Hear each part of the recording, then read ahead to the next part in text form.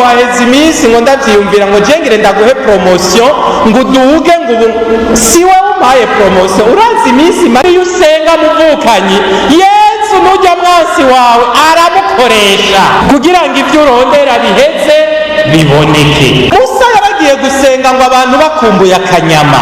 Erega bamuza murasaba Yesu n'ibintu biryoshe, bamuza kandi arabitanga. Abo bantu barariye mana, haragera isaha bararuha bati Mukama turakeneye inyama.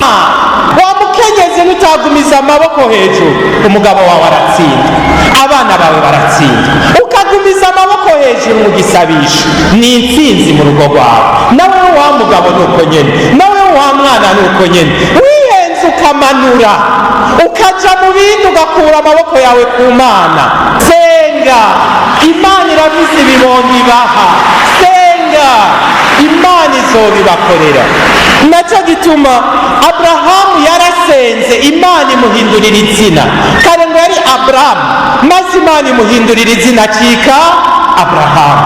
Muri ino minsi itatu hari ibishomeri buca muhindurirwa izina.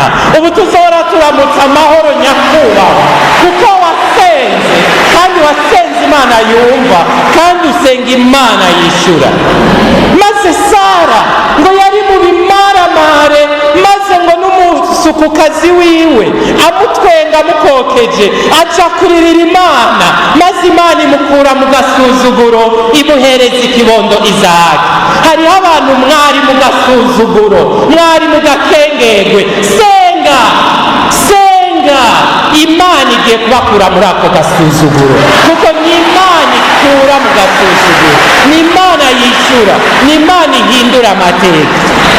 Bavukanyira aba Yosefu, bene wabo baramugurishije bamutanga nk'umuja, aja mu gasho, aja gukora kwa Ponifari. Muga yagumye ahamagara izina ry'Imana, yasozereye ari umucegera c'umushikirangoma. Bavukanye nawe we mu makuba urimwo. Senga, Imana irashoboye guhindura ibihe, igahindura n'ubuzima iyo ukomeje usenga.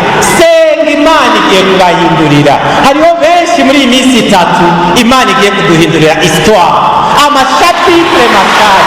Mubabwire kuko ni Imana yumva kandi igaheza ikaduhindurira. Haleluya, haleluya. Imbuto n'ijambo ry'Imana, umuvye nawe ni Kristo.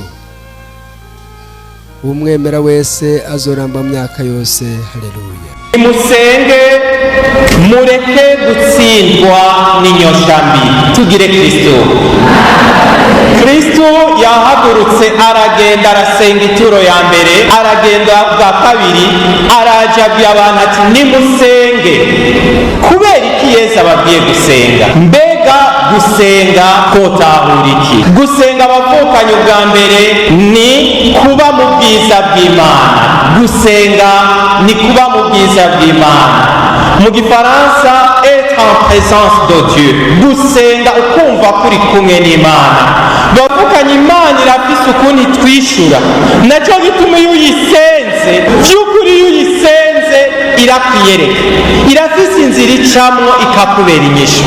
Je namye mbaza abo dusengera hamwe muri Centre Jeune, ni nimba Imana itadukorera ibitangaza. Mbarira uravye amahera uhembwa, ukuntu wewe ukibi Bujumbura utaromoka, ubwo ico si ikindi gitangaza imbere y'amaso y'abantu, kwico tugikengera.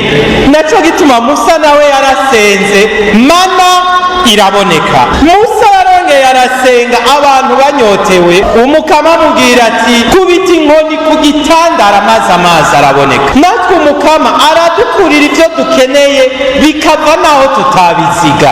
Ni naco gituma uwudukiza si umwe twe twari twizeye, uwudufata ukuboko si umwe twaziga. Hariho abantu Imana icako, hariho abantu Imana icako kugira ngo ize itubere inyishu. Tugire Kristo. Imisi yese nariko nkurikirana inyigisho za Patiri Amando kuri YouTube, hanyuma niho yavuze ngo hariho abantu babiri ngo yari yahaye inyigisho, ngo yari umugabo n'umugore bari babanye bataragira mariage, hanyuma ngo ariko arabiregesha abategurira iryo sakramenti, ngo yiregesha umugabo, hanyuma umugabo yahereye ku mugore, umugore arirega, ngo umugore acaja mw'isengero, ngo arabwira Yesu ati norega Yesu, imisi maze ntakwakira, n'ubu mpejeje wiregaga Yesu ntiwonjishirizamo nkagusanga.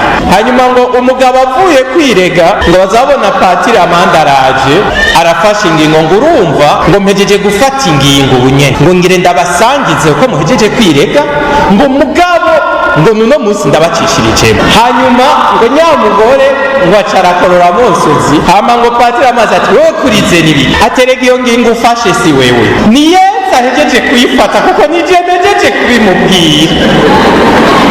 Bavukanye wejeje gusenga Yesu acafata ingingo mubo wabwiye ukazavuga ngo bon ngo je naraye ndiyumvira ngo ujya mwana wawe ngo nzomurihira ishure waraye uriyumvira womenye indwi nari maze ndabibwira Yesu ni Yesu afashe ingingo muri wewe. Naho Yesu arafise ukazavuga ngo urumva ngo haheze iminsi ngo ndavyiyumvira ngo jengere ndaguhe promotion ngo uduge ngo ubu si wowe umpaye promotion urazi iminsi maze ndayisaba Yesu iyo promotion. Rero wewe uri kuba igikoresho nawe ukacuza ngo wafashe ingingo wewe ngaha kuri ino si ufata ingingo nkandi isi ni gwawe Yesu ni wafata ingingo muri twebwe. Naco gituma iyo usenga muvukanyi Yesu nujya mwasi wawe aramukoresha kugira ngo ibyo urondera biheze biboneke. Tugire Kristo. Musa yaragiye gusenga ngo abantu bakumbuye akanyama. Erega bamuza murasaba Yesu n'ibintu biryoshe kandi arabitanga. Abo bantu barariye mana haragera isaha bararuha bati mukama turakeneye inyama. Bamuza murabwira Yesu ati Yesu erega tungize iminsi turya ibiharage Yesu ducishirizemwo. Yesu arumva arishura aragucishirizamo. Nabo baragati turarushe n'iyi mana ya misi yose. Musa terega mukama igihugu cyacu ejo muzojya inkware inyama iba hiryoshe maze umukama abahereza inkware kuko Musa yagiye gusenga. Murumva ko igisabisho gihindura byinshi. Bavukanye Musa aragiye gusenga abantu bakomowe n'inzoka barakira. Iyo umuntu asenga bavukanye mu gisabisho turabohoka, mu gisabisho turabaderivre, mu gisabisho turakira bya bitero by'amashetani bya bindi bituboshe bikomoka ku bavyeyi bya mangetengete imivumo mu gisabisho byose birahera. N'inzoka zadukomoye mu gisabisho mukababwira ati rangamiza amaso umusaraba wa Yesu genda muri adorasi ugumurabana na Yesu ivyo byose Yesu akabidukiza. Amen. Murabe ukuntu Yesu atubohora mu gisabisho. Musa yaragiye igihugu ciwe kiri mu ntambara maze umukama amubwira ati Musa duza amaboko. Iki kintu kirakomeye. Abo twaheruka gusangira evangelisation nababwiye ndi Yesu yavuze ngo gumiza amaboko hejuru. Yabwiye Musa ati duza amaboko. Musa dugije amaboko Aroni nabo bari kumwe baca batsinda intambara. Musa arusha amanuye ubwo nyene baca batsindwa. Hageze isaha bati mufatira aya maboko yagumize hejuru. Baragenda barayagumiriza hejuru. Musa ati ndahwereye ndarusha. Tizanibuye mu musegurira ayo maboko agume hejuru. Namwebwe nuko muri ba Musa mu miryango yanyu wa mukenyezi nutagumiza amaboko hejuru umugabo wawe aratsinda abana bawe baratsinda. Ukagumiza amaboko hejuru mu gisabisho ni intsinzi mu rugo rwawe. Nawe wa mugabo nuko nyene, nawe wa mwana nuko nyene. Wihenze ukamanura ukaja mu bindi ugakura amaboko yawe ku Mana baratsindwa buri kurasabira. Naco bituma namwe muri ba Musa mu gisabisho wumve ko ukiyenduka rara udasenze hari ibirara bidorobanganya aho mu rugo rwawe. Ukiyenduka vyuka udasenze ibara riragwa. Uhamagariwe kugira iki? Gumiza amaboko hejuru nka Musa. Uti ndarushe narisonzesheje nibaraba ukuntu baguseguza amabuye ugumiza amaboko hejuru ahandi ho ibara riragwa. Tugire Kristo. Ukihenduka manura biragusha. Rero ukihenduka goheka babarozi mu bana bobo ntibagoheka. Arindiriye aguma gupima kuryama rimwe utahamagaye amaraso meranda ya Yesu utagiye mu misa ati no musi ho ndamuronse. Tugire Kristo. Naco gituma gumiza amaboko hejuru mu gisabisho. Senga intambara ntirahera. Ukugumiza amaboko hejuru niko intambara ibandanya kandi intsinzi ikaguma iboneka. Bavukanye Abrahamu yarasenze Imana imubwira akamubwira ati nzoguha uruvyaro, ati uruvyaro uruhega mukama, raba ibintu ufise bica buca bitwagwa n'umukozi nahaye, none ga mukama jewe urampevye. Imana ati senga, haguruka, nkurikira, maze Imana imuha uruvyaro. Naco gituma abantu mutarahezagizwe kibondo muri ngaha, senga. Iyi minsi 3 mu masaha Imana izobabera inyishu. Senga, Imana irafise ibibondo ibaha. Senga, Imana izobibakorera. Naco gituma Aburahamu yarasenze, Imana imuhindurira izina. Kare ngo yari Aburahamu, maze Imana imuhindurira izina cika Aburahamu. Muri ino minsi 3 hari ibishomeri buca muhindurirwa izina. Ubu tuzora turamutsa amahoro nyakubahwa, kuko wasenze, kandi wasenze Imana yumva, kandi usenga Imana yishura.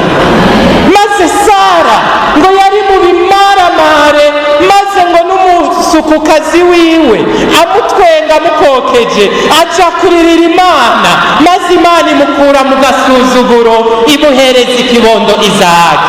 Hariho abantu mwari mu gasuzuguro, mwari mu gakengegwe.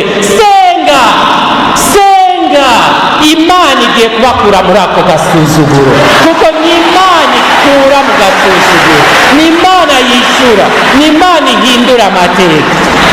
Bavukanye aba Yosefu, bene wabo baramugurishije bamutanga nk'umuja, aja mu gasho, aja gukora kwa Ponifari, muga yagumye ahamagara izina ry'Imana, yasozereye ari umucegera c'umushikirangoma. Bavukanye nawe we mu makuba urimwo, senga, Imana irashoboye guhindura ibihe, igahindura n'ubuzima. Iyo ukomeje usenga, senga, Imana igiye kubahindurira. Hariho benshi muri iyi minsi 3 Imana igiye kuduhindurira histoire, amashapitire mashasha.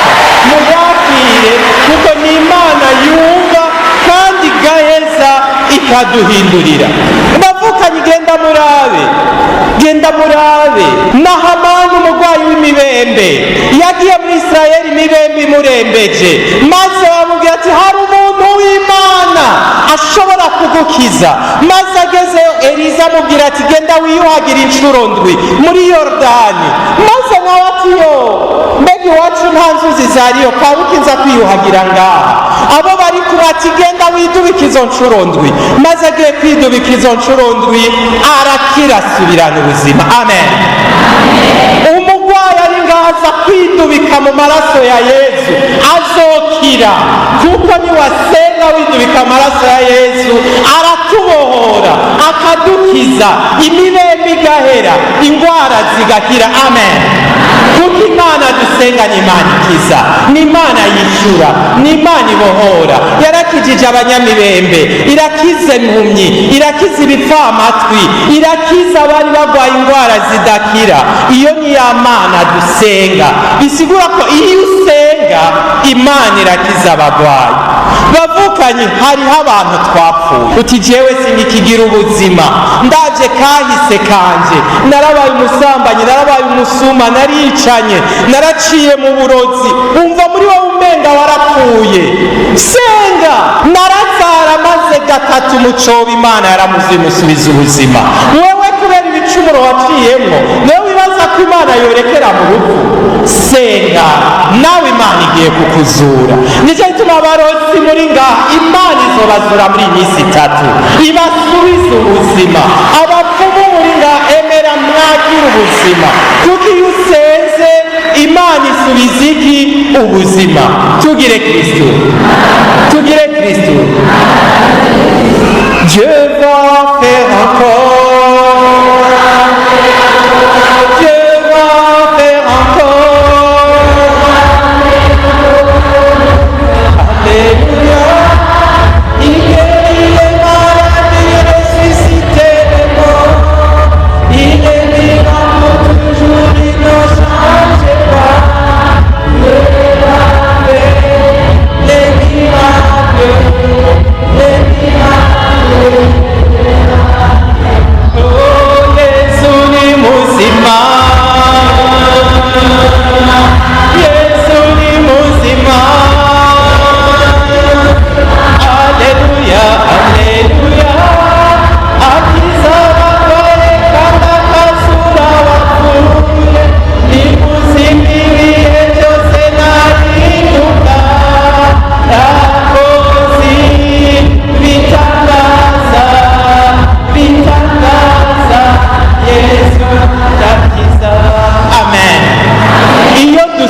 dusenga dukira byinshi. Bavukanye iyo umuntu asenga, iyo uguma usenga cyane umukama araguha ingabirano yo gutanga imbabazi. Hariho abantu bakugiriye nabi, niyo ubabonye wumva wokorora amosozi, umukama agaheza akaguha inema ikomeye yo kubakira, kuko igisabisho kiguha kurengera, igisabisho kiguha inkomezi, igisabisho kiguha kunywana n'Imana. Bavukanye, igisabisho kiduhindurira amateka, igisabisho kiduha kunywana n'Imana, igisabisho kiraturonsa inkomezi, igisabisho kiducira inzira, igisabisho kiratumurikira, igisabisho kiraduhindura, kubw'igisabisho turahezagirwa, kubw'igisabisho turakura mu Mana. Tugire Kristo. Mwumvise igituma Yesu yababwiye ati nimusenge, kuko yashaka ko Imana ibakomeza, kuko yashaka ko Imana ibahindurira amateka, kuko yashaka ko Imana ibacira inzira, kuko yashaka ko Imana ibahindurira ubuzima. Amen. Ubugira kabiri ngo nimusenge mwoye tsindwa n'inyosha mbi. Ngo bari mwitiro, bavukanye hariho ibintu bidusinzirije, hariho ibintu bidusinziriza bikatubuza gusenga. Mbega ibyo bintu bigusinzirije uno munsi bikakubuza gusenga ni biki? Tugire Kristo. Hariho ibintu bidusinzirije. Abatumwa ngo bari baremerewe, ngo itiro riremereye amaso yabo. Mbega nawe uremerewe n'iki? Icyo kintu kikuremereye kubuza gusenga ni giki? Ikintu kikuremereye kubuza kuja mu misa ni giki? Ikintu kikuremereye kikubuza kuja muri louange, muri adoration ni giki? Ikintu kikuremereye kikubuza kuvuga agashapure ni giki? Icyo nico ukeneye kuraba, icyo kintu usinziriyemwo. Ushobora gusanga ari amafaranga. Hariho abantu iyo turonse amafaranga Imana tuca tuyibagira. Ushobora gusanga ari uwo dukundana. Ngize iminsi nigisha abantu ndababwira nti uwo dukundana ni Imana imumpa, ntashobora gusubirira Imana. Iyo ufashe umugabo wawe, umugore wawe, umufiance wawe, ukamuha iteka rirengeye Imana mu buzima bwawe, uba umugize ikigirwamana, ukibagira ko ari Imana imuguha. Ngo nasivye mu misa kuko nari kumwe na sheri. Nagira kuko ufise sheri niho wari gutuma uja mu misa. Ngo nasivye mu misa kuko umugabo yaravuye hanze. Umugabo avuye hanze nusubira kuja gusenga, niwe ucuga umusenga. Murumva ko hariho ibintu bidusinziriza, hariho imiti dukura ku bapfumu kuraguza. Bavukanye ivyo biradusinziriza bikatubuza kuguma dusenga. Hariho abagenzi babi, umwanya wo gusenga badukwegera mu bindi, bakatujana mu bindi, abo baradusinziriza. Bavukanye hariho guhababukira ibintu, ngo hamwe no kugara ibutike nkaja gusenga, ngo nosama nsanga mpomvya abakiriya, ukacugumaho ukabura n'uwiherera muri ico kibanza urimwo. Bavukanye ngo irima turyamyeko, ngo nico bituma nta n'umwanya wo gusenga ngifise. Mbega aho ugiye gusenga iminota 45 wari nyiki, ugasanga n'isaha iheza ataco ukoze. Ngo yubu turi mu bibazo, ngo nta n'akanya ko gusenga mfise. Umwanya umara uriko wiyumvira ibitagire ko na ruguru uri imbere y'impapuro, utari kuriga ungana gute? Ibyo bintu byaduhababuye, bidukura ku Mana, bitubuza gusenga ni biki? Uno munsi muvukanye, injira mu buzima bwawe, uraba ibintu byagusinzirije bikakubuza gusenga uko wahora. Kare wari maso, wari ukanura mu gisabisho, ariko hasinzi icyaguteye, ubu urasinziriye mu gisabisho. Muvukanye, usinzirijwe n'iki? Hariho abantu tuguma dushaka kuboneka, ugasanga kumbure kubera ibi vya politike turimwo. Politike si mbi, ni nziza uretse umukama akakuja imbere, kandi ni ntasubirizwa mu buzima bw'igihugu. Ariko umukama nawe ni ntasubirizwa mu buzima bwawe, ni nawe abanza kuja imbere. Urarabe muri politiki Imana ifata ikibanza ca mbere, politiki ibone gukurikira, muga nawe ariwe wabanje gufata ica kabiri. Hariho abantu tuca tuniheba, akaba ari politiki ifata ikibanza. Oya, habanza Imana, hanyuma wewe, hanyuma ivyo bindi. Naco gituma raba icadusinzirije. Tugire Kristo, tugire Kristo. Turimirije kuja mu gihe c'amatora, abantu barahagarika ibikorwa bagatamba indirimbo indirimbo y'umugambwe, mugabo ari evangelisation umuntu akakubwira ngo nta mwanya afise. Sindababujije kuja mu mugambwe, mugabo uje mu mugambwe muvuye mu misa bane b'Imana. Je mu mugambwe uvuye mu misa, ivyo bigusinzirije n'ibiki? Ivyo wasinziririyemwo n'ibiki? Ariko kirya gihe imwanya w'imyiyamamazo tuzojayo, ariko umwanya wa adoration ntawe uhari. Aho ni naho ubona ko wasinziriye. Ikangure uve muri ivyo usinziriyemwo. Bavukanye hari igihe ugira ingwara, iyo ngwara ikagusinziriza. Je namye ndaba ujya yatanguje amafoye de charité Marthe Robin ngo yagwaye imyaka 90 ari mu gitanda akihindukiza, mugabo akaguma asenga ninahaza izina ry'Imana. Hari inyigisho baheruka gutanga muri foye de charité ivuga ngo muri ico gihe ugwaye, muri ico gihe c'ubukene, nico gihe co guhaguruka ukanywana n'Imana gusumba. Tugire Kristo. Ariko twebwe iyo dukenye niho tuja gukina amanyanga yose. Genda muraba aba escroc basigaye baharubu bose ku mafaranga, usanga bambaye ishapure na Bibiliya mu kwaha. Ubu nta muntu wo kwizera ku mafaranga, ubu nta muntu wo kwizera ngo ndagutije iki ntuzombe. Eka abantu dusigaye twahemutse kubera ubukene n'inzara turimwo. Nukuri nta mwizerwa kihari. Na mwene wanyu uratinya kumuha 10,000 ngo banze unyandikire kuko arakwigarama. Umuntu uramutiza utahana ugenda uharimo uduharage, ukaza wumva yakwigaramye ngo aha nahanje. Akarenganyo twagasinziririyemwo mu buryo Imana tuja tuyishira ku ruhande. Tugire Kristo. Bavukanye ivyo vyose dusinziririyemwo ugenda ubyinjiremo birari n'amafaranga, nukurondera ubutegetsi, nukurondera ibinabiriya byakubujije kuba kumwe n'Imana.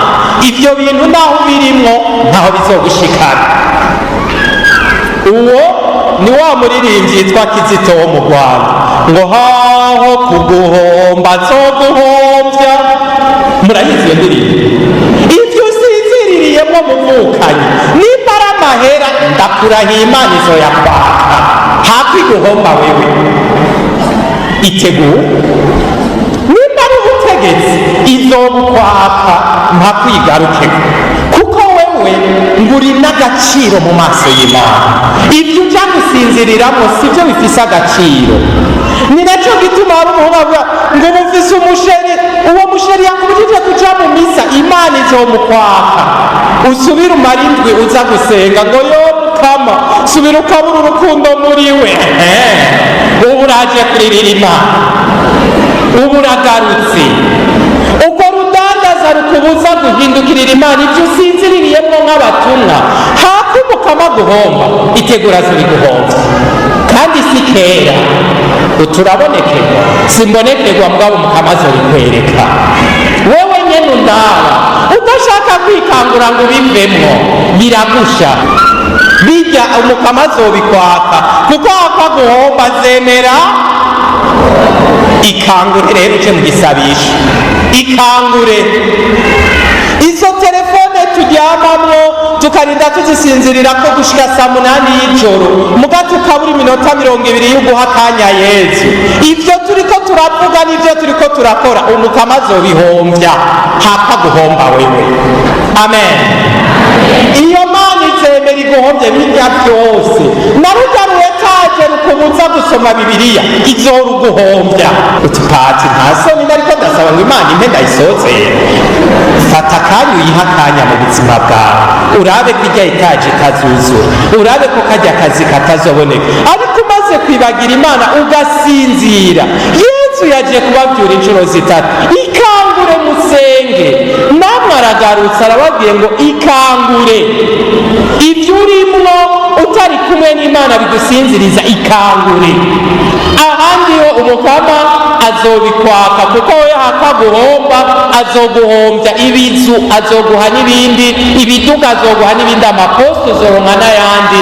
Umukama ashaka kubanza ukamugarukako mu gisabisho, mukaganira, ukaba umuntu amwegereye. Bavukanye iyo dusinziriye inyosha mbi zica zisuka.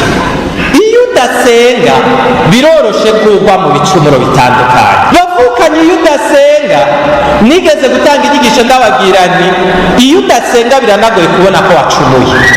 Nagira ndabaha akarorero, nk'ubu bozimya aya matara bakaca baduha isosi y'indagara n'ubugari bumwe mukunda gucumba, tukavyisukako ku mpuzu, amatara atahari ntavyo tubona. Mugabo uko twegera hari itara niko tuza turabona ko twitaye ko indya. Uko wegera umuco ugira uti yoo ndateye isoni, mbemwe ndaca mu bantu yoo nibi nisutseko. Kubera iki? Wegereye umuco. Nawe iyo usinziriye uri kure y'Imana n'ibicumuro ugira ntubona ko ari ibicumuro. Kubera iki? Nta muco urasiriza ku buzima bwawe buhari. Naco gituma iyo uri kure y'Imana n'ibicumuro ntibikuremera. Ariko iyo wegereye Imana n'igicumuro urumva ko kikubujije amahoro, ukaguma uvuti Mukama je ne suis pas digne, ntibinkwiye. Ikigutuma rero utanabona kucumura ngo jewe pati ngo siniba ngo simbesha ngo nje ngo umpezagire. None uje mu ntebe ya konfessionale kurondera umuhezagire?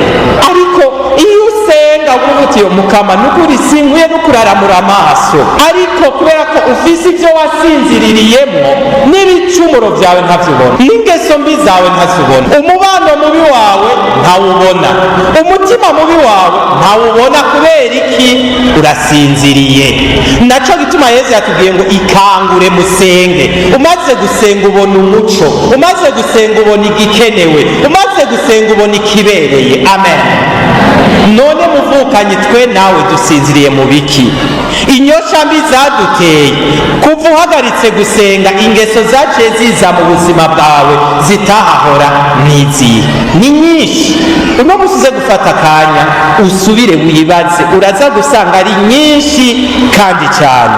Bavukanye, hari ibintu byinshi bidutuma tugira inyosha mbi, ari byo bidukura ku Mukama. Uno musi turahamagariwe kubyinjiramo. Ibintu bintuma ncumura kenshi ni biki? Ni amafaranga, ni ubutunzi, ni ingeso mbi zanje. Ibigutuma ugwa mu nyosha mbi ni biki? Ico nkundira rero ca gisabisho ca Dawe wa twese niho dusozera tuvuga ngo ntudutererane ibitwosha nabi, yamara udukiza kabi. Iyo udasenga ntiwibuka no gusaba Imana ngo igukize inyosha mbi.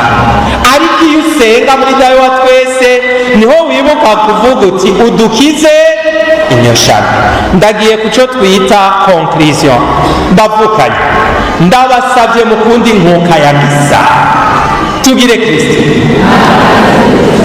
Abagiye muri foyer de charité ku bunane, hariho umukobwa umenga nambara wo mucankuzo cye mu Ruyigi yabagiriye témoignage, arababwira ko ahora aja mu kuzimu. Abari muri foyer muravyibuka ni bande ariyo bari?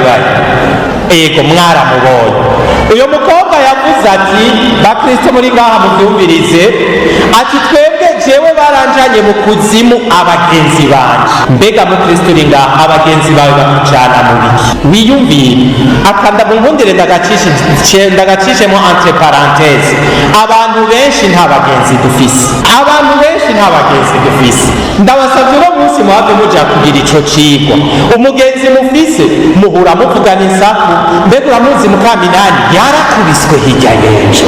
Wa mukobwa wa Nyabenda yaratwaye inda. Mugabo uwo muntu mwaba muvugana insaku, niwapfa uri kuribaruka ntazoza gutora uruyo yagwaye ngo arurere. None uwo n'umugenzi bwoko ki? Uzamva ngo yo ngo ujya mwana ngo yo ngo niba mujyane muri oroferi nantuze. None wa mugore mwaba musangira insaku apfuye ariko aravyara byanse kumurerera n'umwana. Umugabo ngo yewe muri hehe? Ngo gende ngaha akujya biyunze nani ngo ndafise abiri, mukama muteramana amusteri za misi yose. Eba hewe jewe urya ndafise ikibazo, none ko mbuze amahera y'inzu, teka abana nibaguha icupa vrema je ayo mahera ntayo mfise. Arafise yo kukugurira icupa, ayo kuguha yo kuriha inzu ntapima. Uti ndashomereye ngurana n'imiliyoni 2 niruka mw'ibarabara, ngo nibaguha amusteri 2 sha ngayo je noyaguha ndayakuye. Turafise abagenzi b'inzoga, bamwe badufasha ibintu bifatika nabo. Turafise n'abagenzi tubwira ibitugoye akaba aribo ba mbere batuyaga aho hanze. Genda mugire rero icigwa mu buzima bwanyu. Jewe mpfuye uno munsi, umugenzi mfise yonderera abantu, atokwemera ko umwana wanje aja mw'ibarabara. Uzuranya uzi ico cigwa nze kukigira. Nacyo bituma abavukanye abagenzi benshi duhura tugenzanya atari abagenzi b'ukuri. Nta n'umwe azokwihebera nka Yesu zoronka, nta n'umwe. Ndabigarutse ko wa mukobwa ati abagenzi bantwaye ikuzimu, hama ikuzimu ngo bamuhaye misiyo imeze gute, ngo yukuza mu isengero gusamaza abantu. Tugire Kristo. Aka kantu naho umwanya warugiye sinagenda ntakababwira ngo Shetani yabahaye misiyo yo gusamaza abantu. Tugire Kristo. Iki naciye nibuka narigeze kurangurira ubutumwa mu paruwase Mbanyaho hiyo, hama nja ku iskirisari imwe. Kuri iyo skirisari umunsi umwe ngiye gusoma imisa, sanga hariho abantu bari bavuye mu kiyaga, ajya bavuga ngo bugaye ikiyaga batashe. Jewe ndagenda ndasoma imisa, hageze igihe cy'ishikana abakristo baragenda barahereza, hajya patiri avuze ngo nimusabe bene wacu kugira ishikanwa ryanje ishimera Mana. Nza mbona uwa mbere avuye inyuma atambuka dunda, yambaye iki? Isengre n'ibintu menga ni minyororo mu izosi, yambaye ipantaro, ukuguru kumwe ari ipantaro, ukundi kuguru ari kabutura. Abakristo bose ngo yo ndivugana ndiyishura, abakristo bose ariko barorera abo bantu bariko bakina sinema mu isengero. Barabasamaje gushikaho mpagarika, barakina ico gikino, baraheza akadunda agasubira akadunda, uwundi akacaza azaragira ibintu akibagira ko ari mu ngoro y'Imana. Abakristo nabo bikanabaryohera, bakibagira ikibazo cy'abakwimugira, bose bakajyana inzara ngo hihi. Iyo misa hageze isaha ndabwira Yesu ndakwinginze simvuge nabi canke ngo shwanye, kuko nanje nza kuba nkoze nabi gusumbya abo. Mwumve ko hariho abantu baza mu misa baje gusamaza. Mwumve ko hariho umukobwa aza kuza yambaye minijipe kugira ngo abagabo bari ngaho muti imitwe, aho kuguma muhanze amaso Yesu murabe ibindi mu gisabisho murimwo. Mutahure ko hariho umugabo aza kuza yambare pocket, abasamaze mwese bamwe muti imitwe, aho kuguma muhanze amaso Yesu. Tugire Kristo. Twese tuje mu ngoro y'Imana, mwumve ko si twese tuje gusenga. Mwumvise ko wa mukobwa yaje mu misa agiye gusamaza abakristo. Ndabasabye abantu mufise agasakoshi mukiyegereze, kuko n'ubu mubona izi sengero n'abari hanze hariho abaje kubasoma. Ntimwabonye ko baduza amaboko cyane? N'umuzi aha ntimwazanywe na kimwe, ntimwazanywe na misi imwe. Naco gituma wewe uje kumuhanza amaso uwo waje kurondera. Hari uwundi nawe ariko arondera mu gasakoshi n'iyo telefone yawe. Aho muhagabire. Nyamukobwa yarongera aravuga kuri foye ngo imbere yuko twinjira mu misa ngo vyasaba ko winyegeza inyuma y'umuntu, ngo winyegeje inyuma y'umuntu asenga, ngo ugiye kwinjira wumva umenga ufashwe n'umuyaga nkuba. Abantu musenga, tugire Kristo. Ubuzima bwanyu Shetani ntibuturukire, niyo ibegereye iraba electrocute. Kubera iki? Mu gusenga mwuzura ububasha bwa Mana Data. Nyamukobwa bari ngaho muca mubyibuka yongeye kuvuga ngo kugira twinjire mu isengero ngo twinyegeze inyuma y'umuntu umwe asenga adasenga. Abantu musenga mudasenga, nk'ubu mwahaye lift amashetani menshi mu isengero, ubu mwatumye amashetani menshi yinjira. Mugabo abasenga Shetani yinyegeza inyuma yabo bikanga. Ngo hanyuma ya mukobwa ngo urumva ngo hageze igihe cy'ijambo ry'Imana, ngo abantu benshi urabatera itiro. Nababwiye ko gusenga ari ukuganira n'Imana. Umaze kuja mu misa ntumenye ijambo ryavuzwe, waje kuganira n'Imana, Imana yakuyagiye utasha ata jambo ryayifise. Ngo mwiziki ngo haje umupatiri yitwa Eme ngo arigisha kweri, yigishije iki? Ngo arigisha kweri. Ngo na bose misa yasomene ngo padiri mukuru Gacumu ngo yigishije ngo arigisha ngo yarafise ingabirano ngo ndamwemera yigishije. Ntumubaze, ntumugongo ngo imisa y'uno munsi yariryoshe ngo yariryoshe kweri. Evangelization ngo yaramara mwiziki ngo reka ngo byari byinshi. Kubera iki? Shetani yarungitse abadusamaza mu gihe cy'ijambo ry'Imana, itiro rikaguhwekera. Yesu ariko arakuvugira ku meza y'ijambo ryiwe, wewe nawe uriko urasinzira. Nuwo kubaza ati inkuru nziza yasomwe yavuye he? Ntungone. ngo burya nkuru nziza yari iryoshe, ngo burya nkuru nziza mwasiguye pati ngo yariyo yavuga ikiga mupfasi, ngo yijya nkuru nziza yari iryoshe siho yaraje. Ngiyo misiyo y'abadusamazi mu gisabisho kugira ntitwumvirize ijambo ry'Imana tugire Kristo.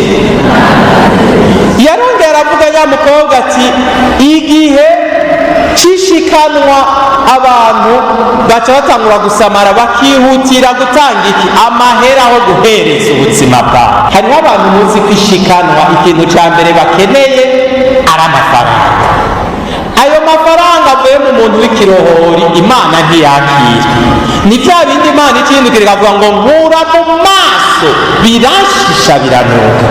Kuko icyambere umukama akeneye si amahera kuvamo, icyambere akeneye n'ubuzima bwawe, umutima wawe. Nacyo gituma icyambere akeneye muhereza umugabo wawe, umugore wawe, abana bawe, ababyeyi bawe. Uti mukama nico nguhereje. Nico gituma igihe cyishikana bavuga ngo tugutuye ababyeyi mukamanye n'inganya, tugutuye ibibondo. Aho twebwe siho tuba turi mu ngodo turaba inoti y'ijana n'amajana atanu. Banza ufata akanya wihereze, twebwe tukaca dusamarira ibyo. Uwanditse ka gatabo nababwiye ngo hariho abantu benshi abamarayika barinzi bashika imbere ya altari mu gihe c'inkuka ya misa ngo bariko baramaramara, kuko we waje mu misa uca urisinzirira, ntiwigeze utura ikintu na kimwe Imana yawe, ntiwumvirije ijambo ryayo, nawe no mu kuyihereza ntiwayihereje n'ubuzima bwawe. Umumarayika wawe murinzi akagenda aramaramara. Tugire Kristo. Bavukanye wa mukobwa yarabandanije avuga ngo ikonsekrasiyo yegereje, ngo twese tuca twiruka, ngo bababwira ngo birabasha, ngo ikonsekrasiyo ikaba ariyo mukiri, ngo birabasha. Aha, ikonsekrasiyo igeze amashetani arahunga. Mwavyumvise, Yesu aba yururutse mu mukate n'umuvinyu. Icyo gihe Yesu ariko araza ni umwanya ukomeye kuri twebwe.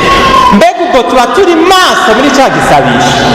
Amen, amen. Ubwo uhora wemera ko Yesu aje muri kijya gihe. Batangura n'igisabisho Patiri avuga ngo Mana nzima uri mweranda gose, kandi ubweranda gose niwe bukomoka ku bukuru bwose, niwe bupfa.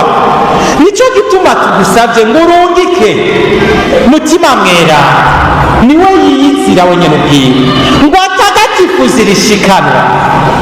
Nagomba mpagaraye kwishikanwa dutanga mu nkuka ya misa. Tugire Kristo.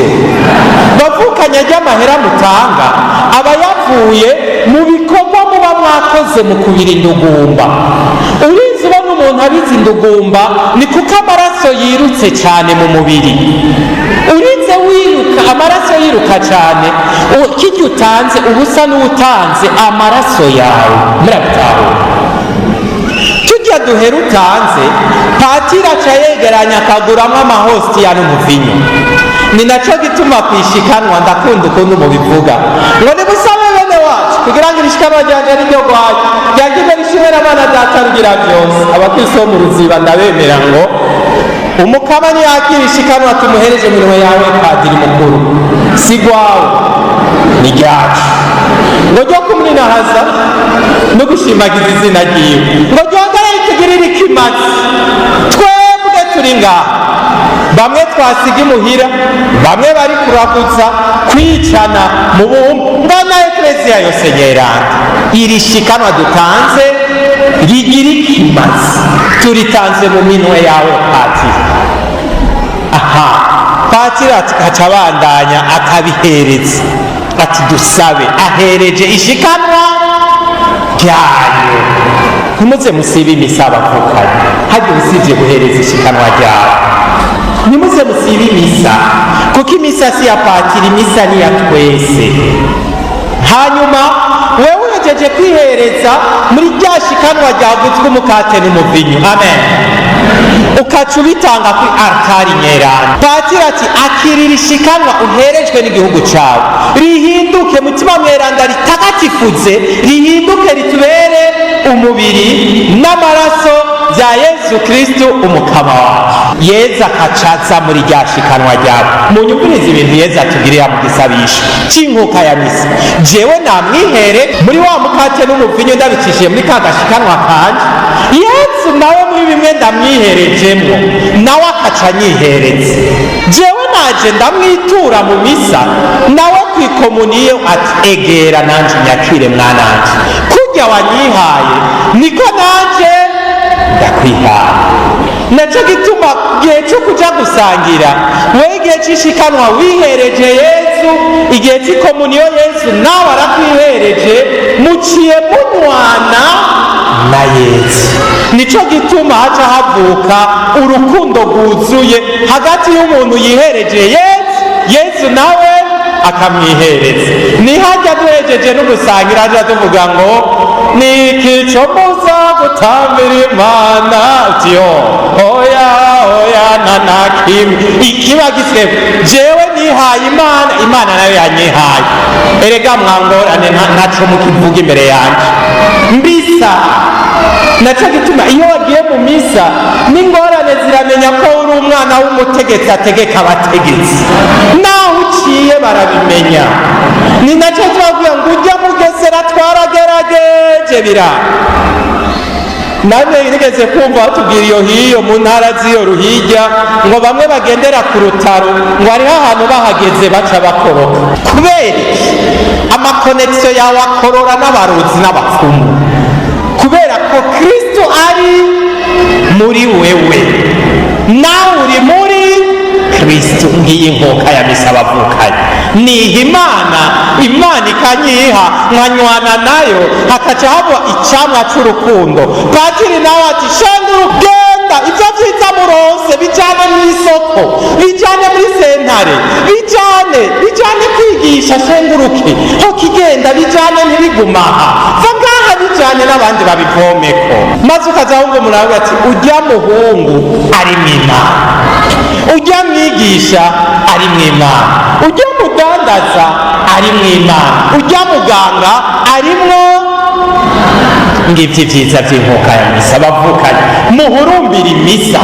mwumvise ko n'amashetani akora misongwa dusamaze turi mu nkoka ya misa. nico gituma ndabasavye mukore ibishoboka vyose mu nkoka ya misa, ntimuze musubire gusiba canke ngo mucerego. ndabasavye mukunda inkoka ya misa. timukama ndaje kukwiye, ndogeye kubasaba iki gikurikira.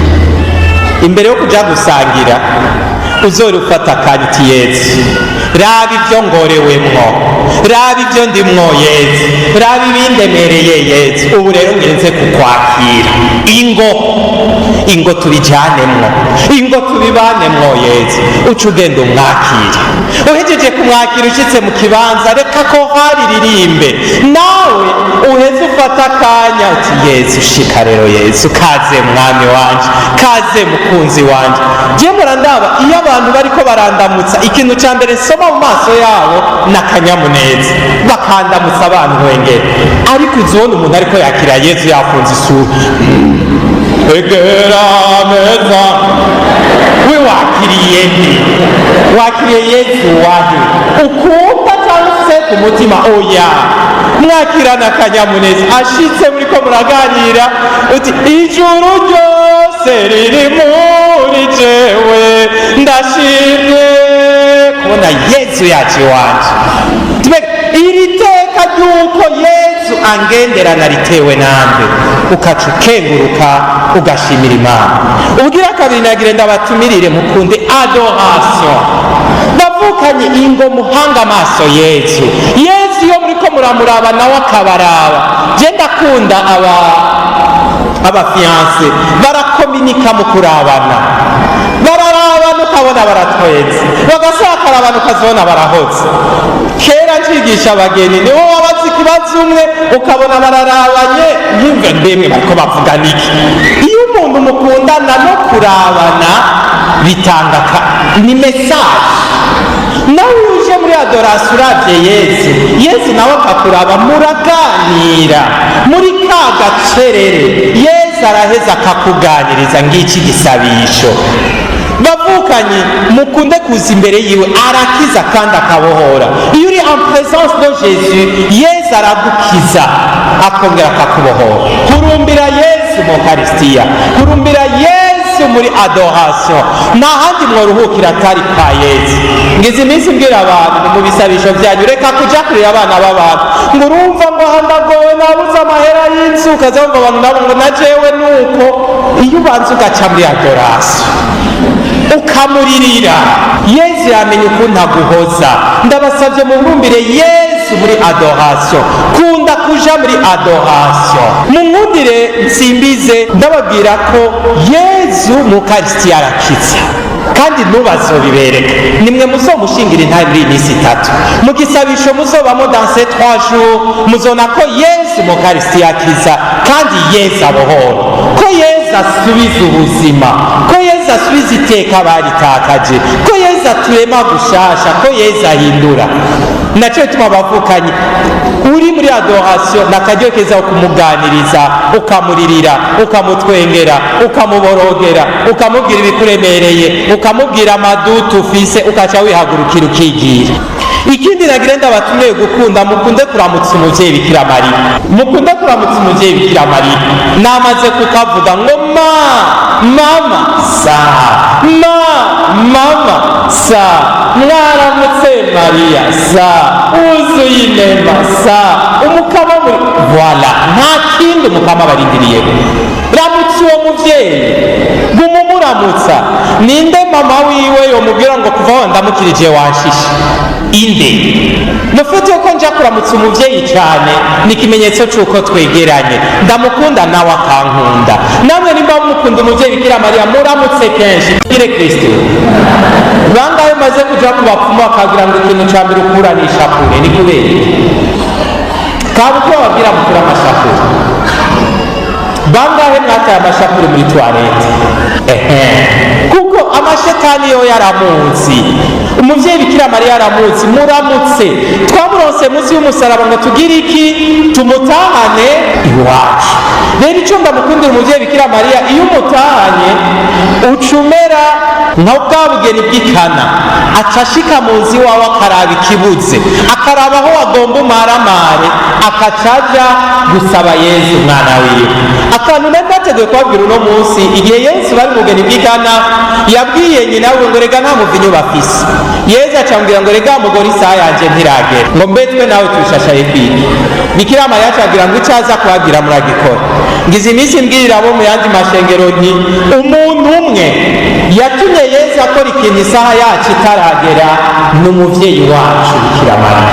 Mumuramutse kenshi, na bimwe wihuta ko binyaruka ca kuri we.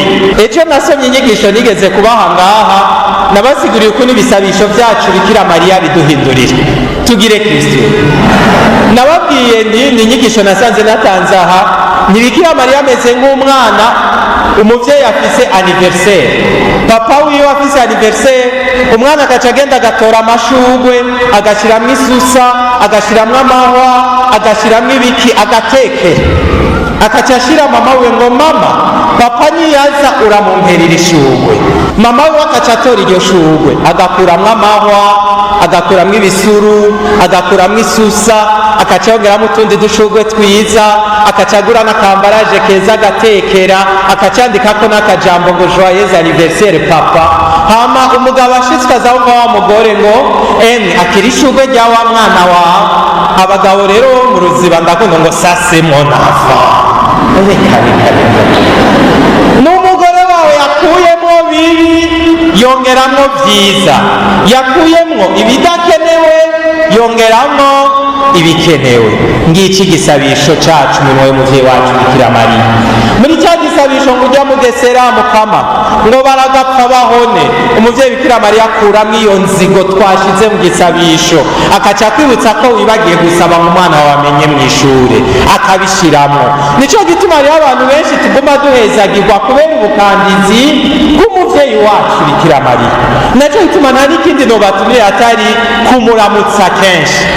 Hari byinshi adusabira twari twanavyibagiye, tugaheza tukabironka. Igisabisho cyo kuninahaza Imana, ngo Paulo na Silasi baninahaje Imana iminyororo, ukazobona ugeze mu bihe bikomeye, ndagusabye uje mu cumba uninahaza Imana. ikujya kuninahaza kuracagagura iminyororo. Iyo uyininahaje, aho shetani yari yiteze kuvuma Imana, utuka Imana, urokota ku Mana, ukaca ugenda uninahaza ubukuru bwayo. Ibyo biratuma ubuzima bwawe buhinduka kubwo kuninahaza Imana. Nsozereye ku gisabisho nise prière personnelle, igisabisho ca muntu umwe wese. Ndabasabye ku mu gitondo, saa sita ku mugoroba, iyo uriko uraganira n'Imana, yiganire nk'umuvyeyi ari hagufi yawe. Mukama, ndabuze amahera ya bisi. Mukama, ndakeneye rasi. Mukama, iyi mpuzu kuva aho nayambariye ndagusavye umfashe mpindure. Mukama, ndakeneye untera iteka ngura umuduga.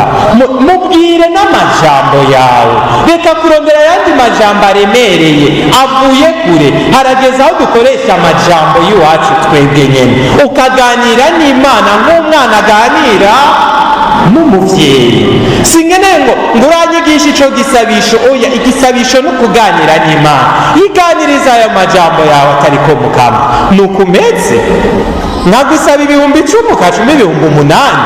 Yiganiriza uko nyene, yibwira ibivuye mu mutima wawe. Mukama, uno munsi ndashavuye. Urabona kumva umugabo nk'uyu, kumva umugore nk'uyu, kumva umwana nk'uyu. N'iryo shavu ryerekane mu gisabisho cawe mu gihe uri muri prière personnelle. Iyo uryohewe ugarasha muti Mukama, reka ndagutambire Mukama, uri mwiza ukwi. Abumva uriko urazunguruka igitanda utamba, bati papa afashwe n'ibiki, mama afashwe n'ibiki, uriko uraninahaza kuvyo Mukama yakugiriye. Tangura gukoresha amajambo yawe. Ndabasavye rero, mu gitondo senga, mugiye muri bisi senga. Je namanda izo bisi tugenderamo ntituzi n'abazinyonga baribo. Ntuzi ko azi kunyonga umuduga, ntuzi ko ari uwo yivye. Twebwe turahagarara wifitiye 1,000 cawe ukinjira, kubita urumenyetso mwana w'Imana, senga. Ntuzi ivy'uburirayo navyo, uwo mugomba mwicarane, ntuzi ububasha bumutwikiriye ubwo ari bwo, buhava buguhitana nawe. We senga. Ushitse ku biro, uwatanguye kwinjirayo ntuzi ivyo yagize imbere y'umuryango, senga. Abanyeshure namye ndababwira senga. Kumbure mu gitondo usenze, mwigisha yinjiye muri bisi, ubwo nyene intebe yicaye kumutaburira ipantaro, wibaza iryo shapu ko arisuka kuri mwebwe abanyeshuri. Ariko nimwasenga mutima mweranda badusisa umutima wiwe, aho gushika akazi ashike mw'ishure yoroheje. Senga. Umwigisha ariko arakosora, yumva akanyamuneza muri we. Iyo ariko akosora ashavuye niyanezerewe, sico kimwe. Muvyumve, senga. Senga mu kurudandaza, senga. Ivyo mukora byose mube mugisabisha. Naco gituma Yesu yatubwiye ngo nimuvyuke, va muri mwe musinziriyemwo, musenge, ntimutwagwe n'inyoshambi. Tugire Kristo.